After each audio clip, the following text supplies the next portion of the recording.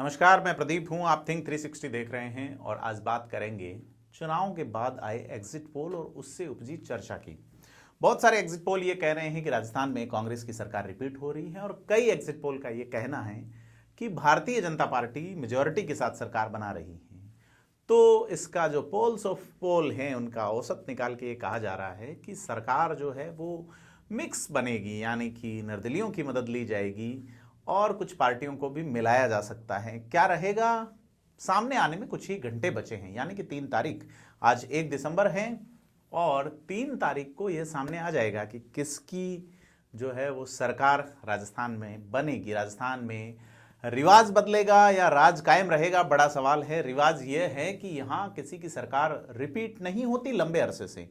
जैसा कि मैं पहले बता चुका हूं, लास्ट अगर कंटिन्यू इलेक्शन रिपीटेशन है तो वो कांग्रेस का है। जब 1985 में कांग्रेस की सरकार बनी थी, 90 में बीजेपी बनी, फिर 92 के लास्ट में बाबरी विध्वंस के बाद में जब यहाँ पे राष्ट्रपति शासन लगा, उसके बाद जो है वो सरकार केंद्र के शासन में रहा 1 साल राज्य। उसके बाद राष्ट्रपति शासन के बाद जब आया समय तो फिर भैरव सिंह शेखावत की सरकार 1993 में वापस सत्ता में आई थी।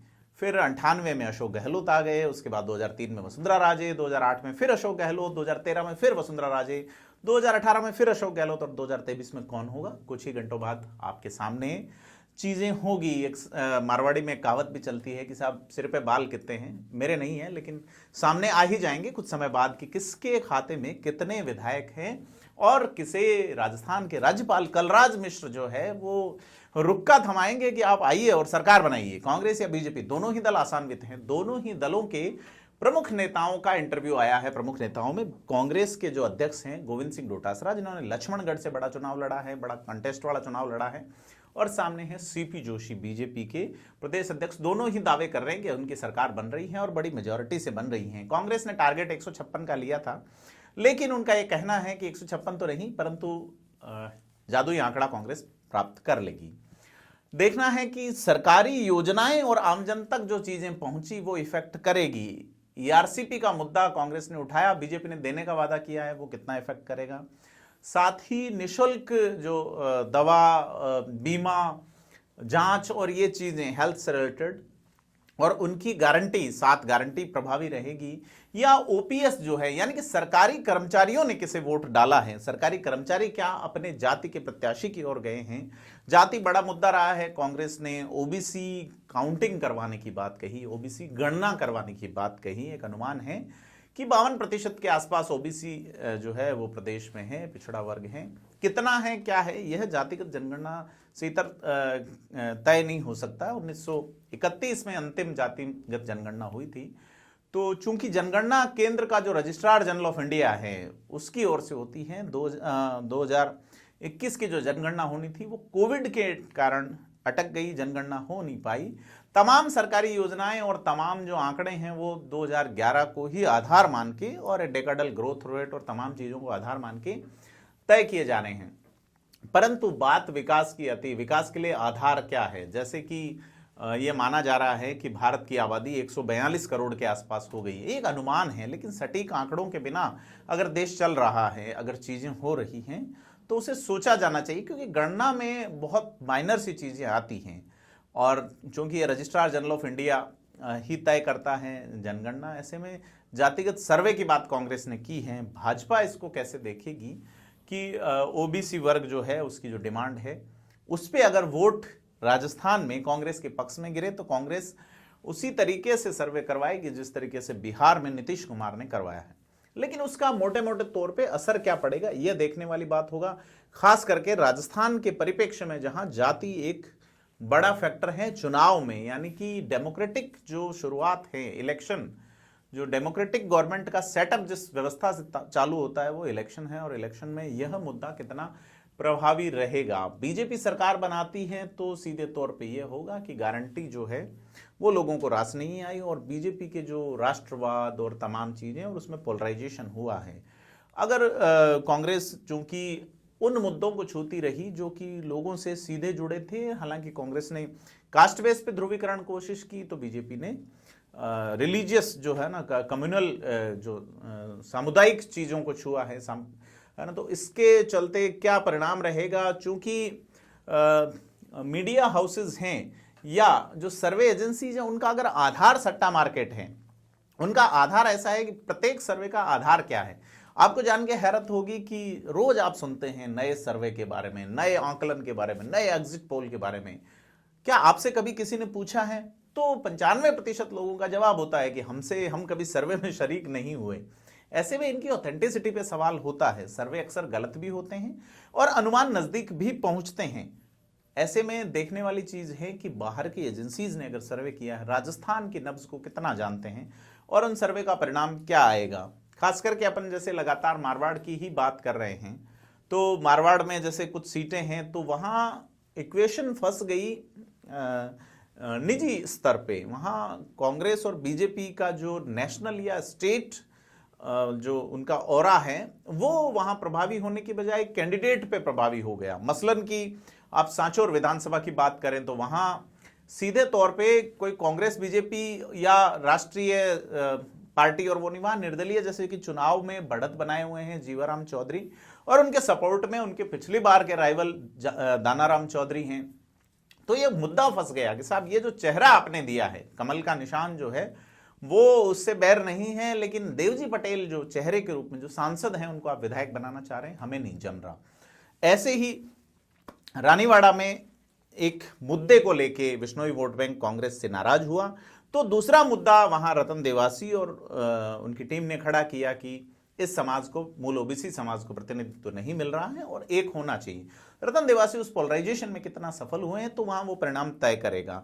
लोकल मुद्दा, यही मुद्दा भीनमाल में है, तो भीनमाल में समरजीत सिंह जिस तरीके से ग्रो किए हैं, तो वो ये है कि आपका जो कैंडिडेट है वो कौन है और उसकी छवि क्या है। भीनमाल 3 बार लगातार पूराराम को चुन रहा है, इस बार एंटी इनकम्बेंसी है।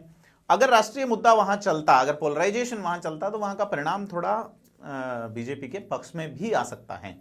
लेकिन वहां स्थानीय जो नेताओं की नाराजगी और समरजीत सिंह के प्रति एक सहानुभूति जो है, एक लहर है, वो खड़ी हुई।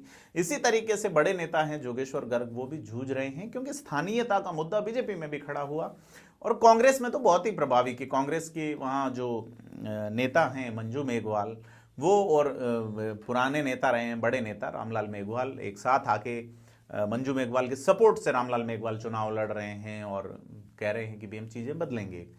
लेकिन पवनी देवी मेघवाल जिस तरीके से बागी हुई उस तरीके से, तो कुल मिला के पूरे मारवाड़ में जो चेहरे हैं वो स्थानीयता का प्रभाव है। मसलन अपन पड़ोसी जिले बाड़मेर की बात करें तो बाड़मेर में बीजेपी कांग्रेस दोनों ही संघर्ष कर रही है। शिव में खास करके बाड़मेर में कांग्रेस रेज कर रही है, उसमें एक कास्ट इक्वेशन है कि एक मूल जो बड़ी कास्ट है उनके दोनों प्रत्याशी प्रभावी हैं, जैसे कि दीपक कड़वासरा बीजेपी से हैं, कांग्रेस से डॉक्टर प्रियंका चौधरी हैं।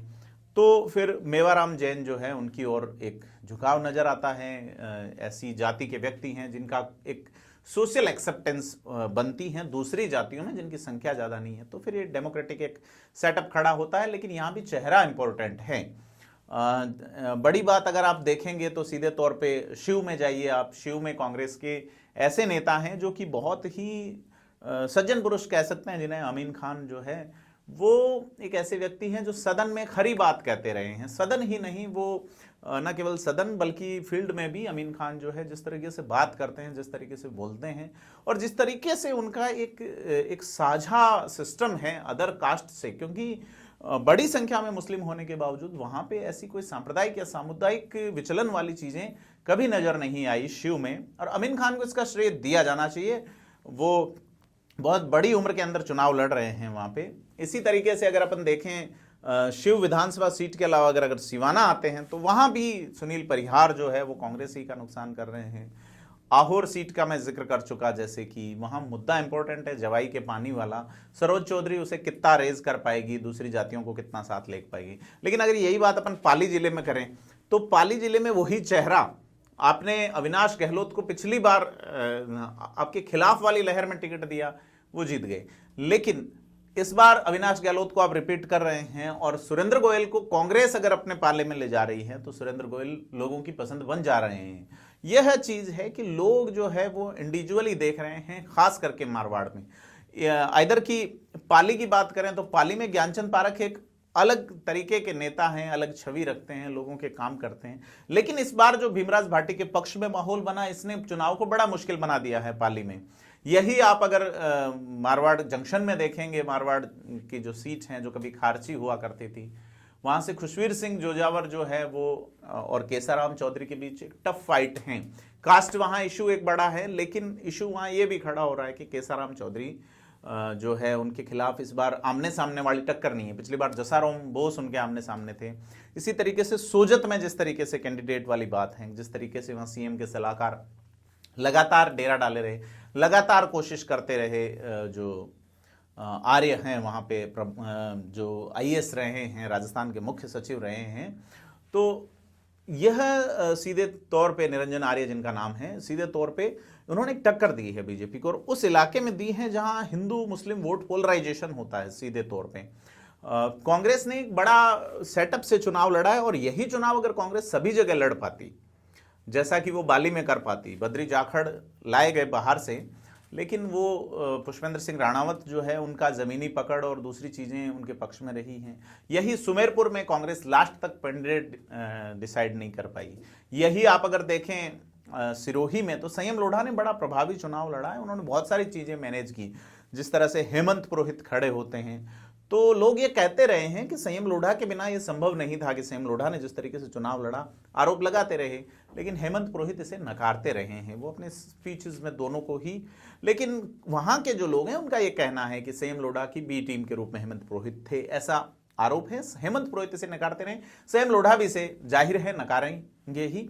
लेकिन ओटाराम देवासी के लिए ये चीज मुश्किल हो गई रेवदर सीट पे। मोतीराम कोहली ने जिस तरीके से इलेक्शन लड़ा, उनके प्रति जो एंटी इनकम्बेंसी है, जीवाराम वहां जो प्रत्याशी हैं जो लगातार 4 बार से जीत रहे हैं, जगसी राम कोहली उनके प्रति। इसके अलावा आदिवासी वोट बैंक मारवाड़ में एकमात्र सीट है एसटी की, उस सीट पे आबू पिंडवाड़ा में, जहां भारत आदिवासी पार्टी की एक प्रभावी एंट्री होती है। ऐसे में ये जो ध्रुवीकरण त्रिकोणीय बनता है, क्या परिणाम लाएगा?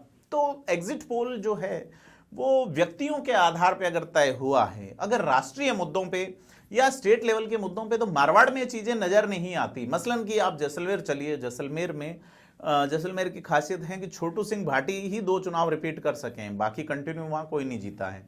वहां पे चूंकि सामान्य की एक ऐसी सीट या अनारक्षित सीट जिसपे अनुसूचित जाति के प्रत्याशी को कांग्रेस ने उठा के पिछली बार प्रयोग किया था अपनी लहर में, तो जिता लाए वो। इस बार इस प्रयोग का क्या बटेगा? सबसे बड़ी चीजें ये है कि वोटर क्या सोचता है।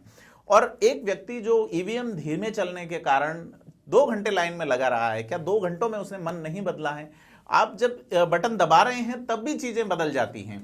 तो यह जो परिणाम है वो किसी भी दिशा में जाएगा, क्योंकि अब जो है वो परिणाम से पहले, जैसे लॉटरी निकलती है तो उससे पहले की जो धक धक है, उस धक धक पे एक माइक रखने का काम कर रहा है मीडिया खास करके, और उसमें ये एग्जिट पोल्स। तो इन एग्जिट पोल्स से क्या निकल के आएगा, क्या माहौल बन रहा है, क्यों बन रहा है, तमाम चीजें। लेकिन कुछ ही घंटे बचे हैं रिजल्ट में, और रिजल्ट आपको बड़ा प्रभावी तरीके से हम दिखाएंगे, लाइव दिखाएंगे।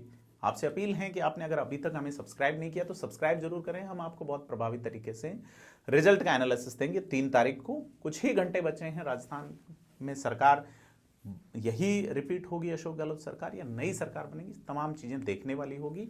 और आपसे अपील है कि आप हमारे चैनल को सब्सक्राइब करें और वीडियो को लाइक शेयर कमेंट जरूर करें।